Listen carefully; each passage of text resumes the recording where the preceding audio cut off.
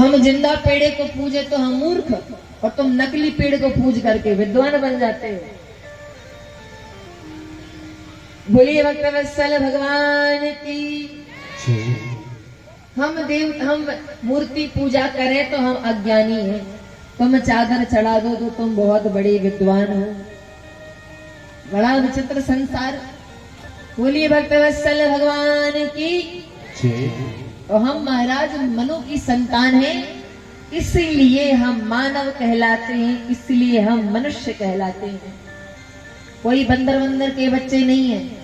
जो बंदर के बच्चे पढ़ाते हैं वो होंगे बंदर के बच्चे।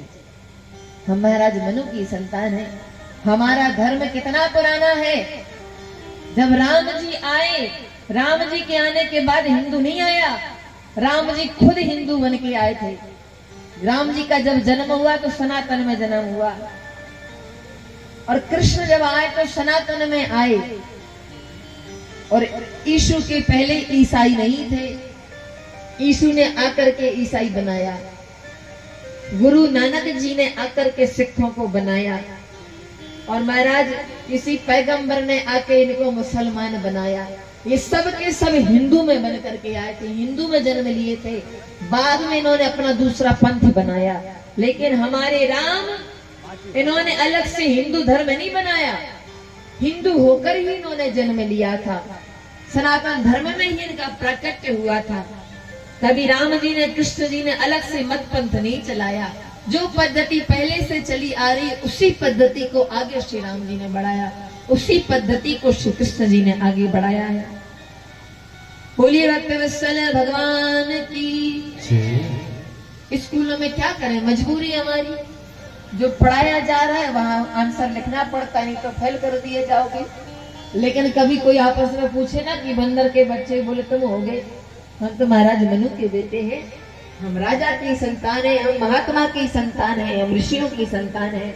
ऐसे वैसे नहीं हम बंदर भालू आदि की। आज तो महाराज विज्ञान ने कितनी तरक्की कर ली है। आज का विज्ञान अगर किसी बंदर को आदमी बना के दिखा दे तो बता, आज तक किसी दिन सुना कोई बंदर आदमी बन गया हो? तो पहले कैसे बन गया? पहले बन गया था तो आज भी बनना चाहिए था कि नहीं? आपने, हमने कभी देखा नहीं, सुना नहीं। तो हम महाराज मनु की संतान है। महाराज मनु की 3 बेटियां हुई, आकुति, प्रसूति और देवहूति, और 2 बेटे प्रियव्रत और उत्तानपाद। 5 संतान महाराज मनु की हुई हैं। देवहूति जी का चरित्र प्रभु को श्रवण कराते हैं। मैत्रेय जी कहते हैं, विदुर जी, महाराज मनु की जो बिटिया है देवहूति इतनी सुंदर है, इतनी सुंदर है कि महाराज महल के ऊपर जब अपने केशों को धोती है तो स्वर्ग से जो गंधर्व निकलते हैं तो उनकी सुंदरता देख करके रथ में गिर जाते हैं बेहोश होकर के। एक राजा की राजकन्या अद्भुत सुंदरी और महाराज अत्यंत कोमल जब विवाह योग्य हुई तो महाराज मनु ने पूछा कि बेटा, मैं तेरा विवाह करना चाहता हूँ, तेरी नजर में अगर तेरे योग्य कोई तूने दूल्हा ढूंढ रखा हो, सोच रखा हो तो मुझे बताओ, मैं तेरा विवाह कर दूंगा। हमारा एकमात्र सनातन धर्म है जो अपनी बेटियों को अपने इच्छानुसार वर चयन करने का मौका देता है। हमारे देश में स्वयंवर होते थे। एक बात आप लोगों से हाथ जोड़ करके निवेदन करेंगे, अपनी बेटी को जीवन भर कुंवारे बिठा लेना, पर किसी नालायक के हाथ में अपनी बिटिया को नहीं देना।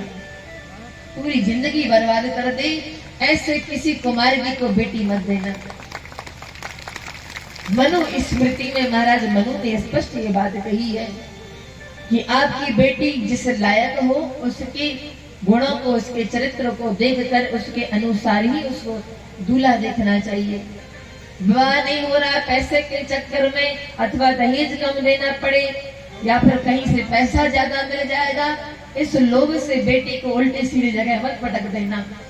आप भविष्य करता है, आप उसके कर्ता धरता है। अगर बेटी सीधी है, सच्ची है, तो आपके कर्तव्य बनता है कि उसको ईमानदारी से अपना श्रम करके सुयोग्य वर को उसको चयन कराए। पूछा बेटी किससे विवाह करेगी?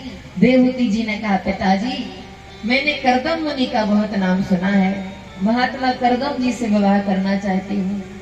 कहाँ राजमहलों में पलने वाली कन्या कहती है जंगल में रहने वाले साधु तपस्वी से विवाह करूंगी, कोई सुख नहीं कोई सुविधा नहीं, केवल कुटिया है रहने को।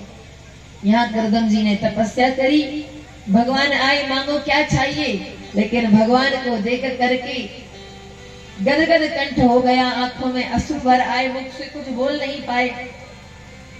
प्रभु सब समझ गए, पुत्र रूप में पाना चाहते हैं, वरदान दिया। कहा प्रभु हमें अपने धर्म पर चलने वाली सुयोग्य पत्नी चाहिए और पुत्र रूप में आपको ही चाहते हैं। भगवान ने कहा तथास्तु। बोलिए भक्तवत्सल भगवान की। करदम जी को आशीर्वाद दे करके प्रभु गए। यहाँ पे देवहूति जी को लेकर के महाराज मनु आए हैं और कहा